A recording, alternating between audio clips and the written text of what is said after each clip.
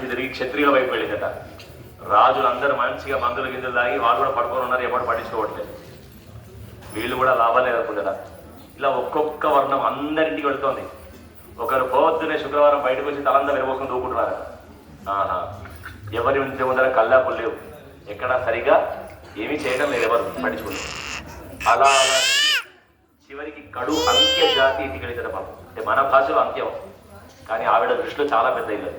అక్కడికి వెళ్ళేసరికి ఒక ముసలావిడ, చాలా మనం వెళ్ళడానికి కూడా సరిపోయినటువంటి ఇల్లు, కానీ ఇంటి బయట చక్కగా అలికి ముగ్గు పెట్టి అందంగా తీర్చిదిద్దుకొని తనకి ఏమీ లేకపోయినా అక్కడ ఇక్కడ పూలు తెచ్చుకొని అమ్మవారికి ఇంత గంధం ఫోటోకు గంధం పెట్టి చక్కగా అలంకరించుకొని ఇల్లు అయితే పరమ శుభ్రంగా ఉందట. ఆవిడ చూసి ఈ ఇల్లే నాకు నివాసము. ఇది మార్గశిర మాసంలోనే జరిగింది చరిత్ర. ఈ కథ చెప్పుకుంటారు గురువారం రోజున ఖచ్చితంగా. శుక్రవారం అన్నా గురువారం అన్న ఈ కథ చెప్పుకోవాలి మార్గశిర మాసంలో. లీ అమ్మా నాకు ఆకలిస్తున్న అన్నం పెడతావా అన్నది. అలా పెద్ద ఆవిడ వేషం వేసుకొని వచ్చింది.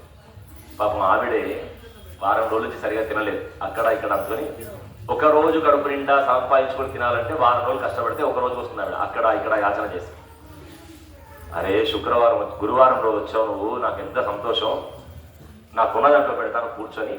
తనకున్నది వండి అక్కడ పెట్టింది. పెడితే చాలా సంతోషంగా ఆలోచించింది ఆవిడ. గమ్మత్ తెలిసి ఆవిడ తింటూ ఉంటే జగన్నాథ స్వామి బలరాముడు అనుకుందని చెప్తున్నారు. ఒక్కసారి చూశాడు బలరాముడు. ఎవరావిడ? జగన్నాథుడికి భార్య, అంటే ఆయనకు మరదలవుతుంది.